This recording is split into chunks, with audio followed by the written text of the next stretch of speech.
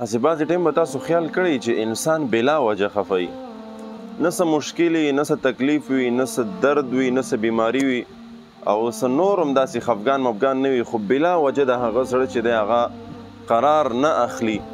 قرار چې دی هغه ته نه میلاویږي، سکون ورته نه میلاویږي او اطمینان ورته نه میلاویږي، زړه یې بې سکونه وي، بس لګیا وي یاره وایي هېڅ مسله نشته، وسې مې دا زړه چې دی خفه دی. نو دا یاد ساتئ کله چې انسان یوه ګناه وکړي که نه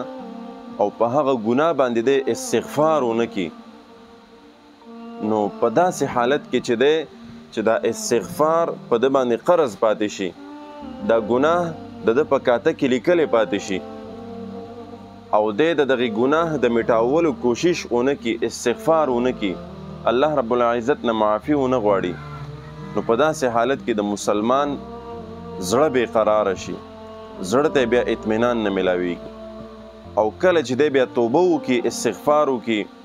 په دغه ګناه باندې چې دی دا پښیمانه شي، ځکه حدیث مبارک کې راځي الندم توبة، وایي دا په ګناه باندې پښیمانتیا نه ده، انسان چې ګناه وکړي یو غلط کار وکړي په دې باندې دی پښیمانه شي، وایي دا هم د توبې یو قسم دی، بلکې دا توبه د رسول الله صلی الله علیه وسلم فرمایي الندم توبة، ندامت اختیارول، پښیمانتیا اختیارول دا په ګناه باندې چې دی وایي دا توبه ده. نو چې کله هم درنه ګناه وشي مسلمانانو ورونو، نو فورا د هغې نه پس د توبې اهتمام کوئ. ما یو روایت کتلی و چې کله تاسو نه ګناه وشي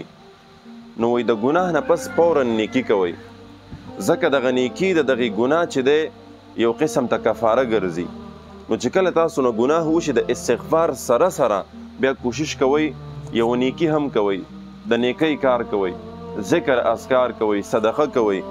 نور د نیکۍ ډېر قسمونه دي، نو انشاءالله العظیم ستاسو زړه ته بیا قرار میلاویږي، ستاسو زړه بیا مطمئن وي او هسې هم دا د مسلمان پهچان دی چې مسلمان دا به په ګناه کې چې دی دا خفه وي، کله چې دی دا ګناه کوي هر قسم ګناه چې دی کوي د ده زړه به مطمئن نه وي، ځکه دا د ایمان نښه ده، کله چې ګناه کوې ته او ستا زړه مطمئن نه وي ته پوه شه چې ستا په زړه کې ایمان دی، تا کې ایمان دی او په دې باندې شکر وباسه او الله دې نه کړي چې کله ته ګناه کوې او ته پرې مطمئن یې، ستا زړه پرې خوشحاله نو بیا چې دی په دې خپل زړه باندې په دې خپل ایمان باندې نظر تیر کړه چې آیا څه پاتې دي مو که نه بس سلف شوي دي هر څه. نو مسلمانانو ورونو کوشش کوئ د ګناه نه ځان ساتئ او استغفار اهتمام کوئ، ځکه حدیث مبارک کې راځي طوبى لمن وجد فيه استغفارا كثيرا، وایي د هغې خلکو دپاره زیری دی، د هغې خلکو دپاره خوشحالي ده. رسول الله صلی الله علیه وسلم فرمایي چې د قیامت په ورځ د چا په عملنامه کې استغفار ډېر راوځي، د دغې خلکو دپاره کامیابي ده، د دغې خلکو دپاره زیری دی او خوشحالي ده. نو د استغفار اهتمام کوئ، استغفر الله العظیم یا صرف استغفر الله استغفر الله، کار کې روانې ډیوټي کې چې چرته هم یې استغفار کوئ. نو انشاءالله العظیم د دې استغفار په برکت سره به چې زمونږ ستاسو څومره واړه ګناهونه دي، مثال د سترګو ګناه ده، د لاس خپو د ژبې ګناه ده، دغه رنګې نور چې څومره واړه ګناهونه دي دا به الله رب العزت مونږ ته معاف کوي او زمونږ په عملنامه کې چې دی د ګناه هغه باقیوالی به نه پاتې کېږي، زمونږ ستاسو زړونه به مطمئن وي. اکثر ملګرو به پوښتنه کوله چې زړه ته اطمینان نه حاصلېږي، نو د هغې یوه غټه وجه دا هم ده چې انسان ګناه وکړي او په ګناه باندې دی پښیمانتیا اختیار نه کړي او الله ته توبه ونه باسي او استغفار پرې ونه کړي. نو انشاءالله العظیم د استغفار اهتمام به کوو، الله رب العزت بیا اول ماله بیا تاسو له د عمل کولو توفیق را نصیب کړي.